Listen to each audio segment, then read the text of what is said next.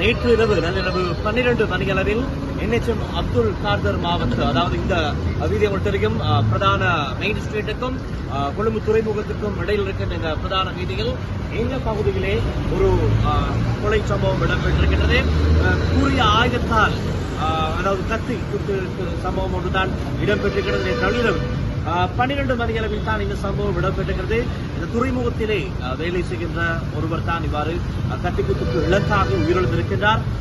பின்னால் வந்த ஒரு நபர் கூறிய ஆயுதம் கத்தியால் அவருடைய கழுத்து பகுதியை நோக்கி குத்திவிட்டு தப்பி சொல்கின்றார். அதையடுத்து நீண்ட நேரம் கழித்து தான் இந்த இடத்துக்கு வருகை தந்து அவரை கொழும்பு தேசிய வைத்தியசாலைக்கு அழைத்து சொல்கிறார்கள். அழைத்து செல்லும் வேளையிலே அவர் உயிரிழந்திருப்பதாக வைத்தியர்கள் உறுதிப்படுத்தியிருக்கிறார்கள். இது எப்படி இருப்பினும் இப்பொழுது அவர் உயிரிழந்திருக்கிறார். 33 வயது மதிக்கத்தக்க மஹியங்கடை பகுதியைச் சேர்ந்த ஒருவர் தான் இவ்வாறு உயிரிழந்திருக்கின்றார். அவர் துறைமுகத்திலே வேலை செய்யும் நபர் என்பது அவருடைய அடையாள அட்டைகளை வைத்து பார்க்கும்போது தெரிய வந்திருக்கின்றது.